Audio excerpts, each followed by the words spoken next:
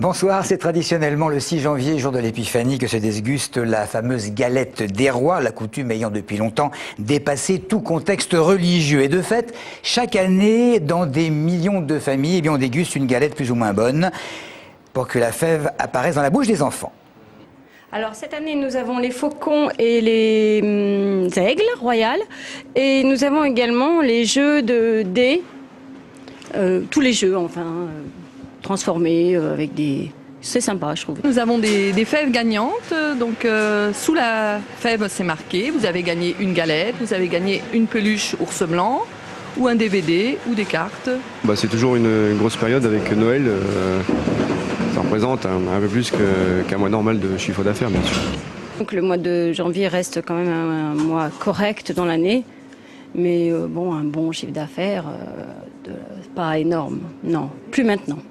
Le mieux, c'est de préchauffer son petit four et quelques minutes et de le mettre au four très peu de temps, même pas 5 minutes, pour que ce soit tiède et la servir correctement à température pour que ce soit meilleur et que ça garde son croustillant surtout. Donc on démarre avec une abaisse carrée et puis après on finit, on découpe après les 2 abesses rondes en même temps pour qu'elles soient les plus régulières possible. Il faut les garnir correctement et puis voilà, les faire avec amour et tendresse, c'est tout. Il n'y a rien de pire que de déguster une mauvaise galette. Quoique se casser une dent, c'est pas bien non plus. On parle beaucoup en ce moment de l'épidémie saisonnière de grippe, une autre épidémie, celle de la rougeole, une maladie infantile, est déclarée en France depuis 2008. En 2 ans, le nombre de cas a augmenté de façon alarmante. Au premier semestre 2010, 4 enfants en sont décédés et pourtant un vaccin efficace existe, il faut le savoir. Claire Colombel a interrogé une pédiatre de Verrières-le-Buisson pour obtenir des précisions. Grand retour de la rougeole en France. En 2010, plus de 4000 cas ont été enregistrés à l'Institut national de veille sanitaire, un chiffre alarmant. Pour soigner cette maladie extrêmement contagieuse, aucun remède. Forte fièvre, éruption cutanée, 2 symptômes de cette maladie. Les conséquences peuvent être plus graves comme des encéphalites ou des problèmes pulmonaires. Il y a 1 an, 4 enfants sont morts des suites de la rougeole. Pour lutter contre ce fléau, les médecins préconisent la vaccination. Ce qui est important actuellement, c'est que les enfants soient vaccinés suffisamment tôt. Donc on vaccine dans le calendrier vaccinal à partir de 1 an, on fait une première dose. On fait une 2e vaccination dans les mois qui suivent, c'est-à-dire 2 à 3 mois après, en tout cas avant 2 ans, pour être sûr que les enfants soient vraiment protégés. La vaccination peut se faire dès 9 mois pour les enfants qui sont en collectivité. À 3 ans, Maxence a déjà reçu depuis longtemps le ROR, vaccin immunisant contre la rougeole, les oreillons et la rubéole. Je l'ai fait vacciner dès que ça a été obligatoire, donc ça doit être vers les 6 mois je crois.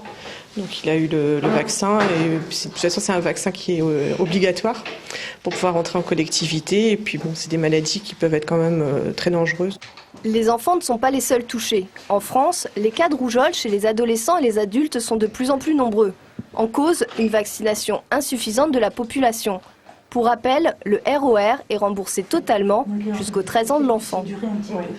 Et on passe à la disparition de Christine Hulne dans une forêt des Yvelines. Depuis l'appel à témoins, les recherches se sont faites plus ciblées pour tenter évidemment de retrouver la cavalière essonnienne qui n'a pas réapparu depuis dimanche. 65 militaires hier pour quadriller la zone, aujourd'hui 40, dont 12 cavaliers de la garde républicaine.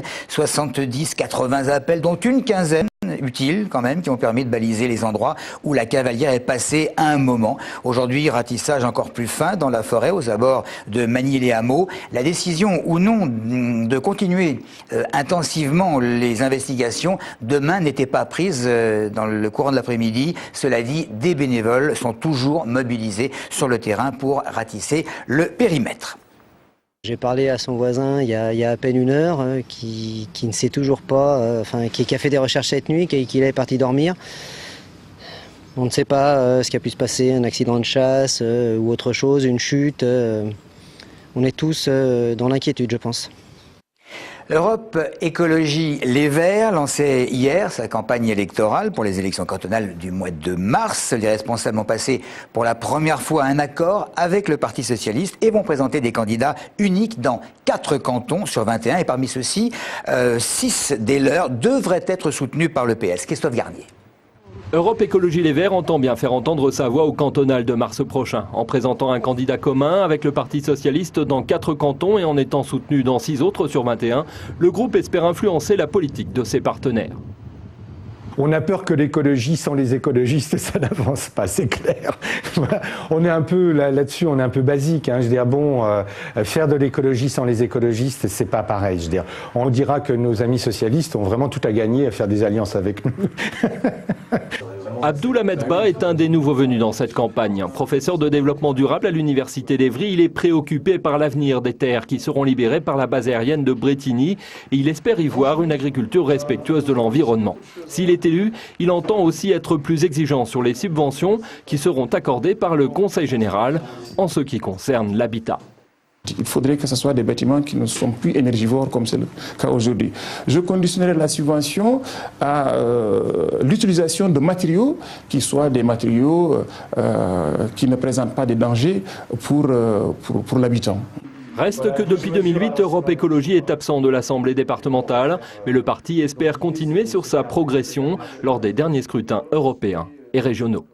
Des perturbations ce matin dans le trafic des bus de la compagnie STA, conséquence d'un droit de retrait des chauffeurs à la suite de l'agression de l'un d'entre eux sur la ligne Villabé-Gare de Corbeil. Le trafic qui a relativement rapidement repris, sauf sur la ligne 304 qui devrait demeurer en sommeil, si je puis dire, jusque dimanche. Dans le chapitre des faits divers, c'est un habitant de Corbeil qui a kidnappé durant un peu plus de 24 heures une mère et son fils originaire de la Courneuve en Seine-Saint-Denis. Les policiers ont pu remonter la piste jusqu'à ce ravisseur qui a probablement des complices et il était porteur d'un pistolet mitrailleur. La loi Solidarité et Renouvellement Urbain fêtait l'année dernière ses 10 ans d'existence. Obtenir un logement social est encore un casse-tête. Les communes ont du mal à remplir leurs objectifs concernant le logement social, que ce soit en Essonne ou ailleurs. À titre d'exemple, dans le département, 25 000 demandeurs sont inscrits chaque année au fichier préfectoral. Martine Guégan.